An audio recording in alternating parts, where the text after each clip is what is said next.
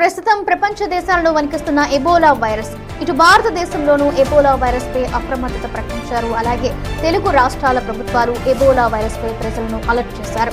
ఇతర దేశాల నుంచి వస్తున్న విదేశీయులకు స్వదేశీయులకు పరీక్షలు చేస్తున్నారు.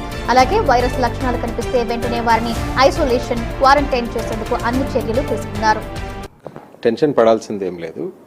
ముఖ్యంగా ఈ African countries Sudan, Congo, Uganda ఇక్కడ నుంచి వచ్చిన ఎవరైతే అక్కడి నుంచి వస్తారో వాళ్ళని ఇప్పుడు ఆ దేశాల్లో ఈ వైరస్ ఈ ఇన్ఫెక్షన్స్ ఉన్నాయి కాబట్టి అక్కడి నుంచి వచ్చిన వాళ్ళని ఏ సిమ్టమ్స్ ఉన్నా లేకున్నా వాళ్ళని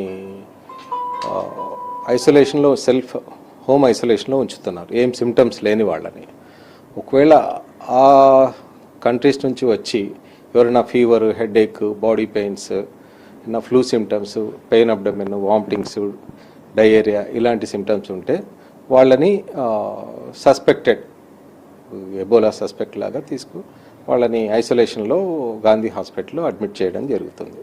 ఇక్కడ మనకు ఒక 20 బెడ్స్ తోటి సపరేట్గా ఎబోలా ఐసోలేషన్ వార్డు క్రియేట్ చేయడం జరిగింది. దాంట్లో 8 isolation rooms, 8 beds isolation room, ఒక్కొక్క సింగిల్ బెడ్ ఉన్న ఐసోలేషన్ రూమ్ 8 ఉన్నాయి. దీనికి తగినట్టు అన్ని చర్యలు తీసుకుంటున్నారు. ఈరోజే సెంట్రల్ గవర్నమెంట్ ఆఫ్ ఇండియా నుంచి టీం కూడా వచ్చి ఇన్స్పెక్ట్ చేయడం జరిగింది. బ్లడ్ టెస్ట్లు చేస్తారు దీనికి.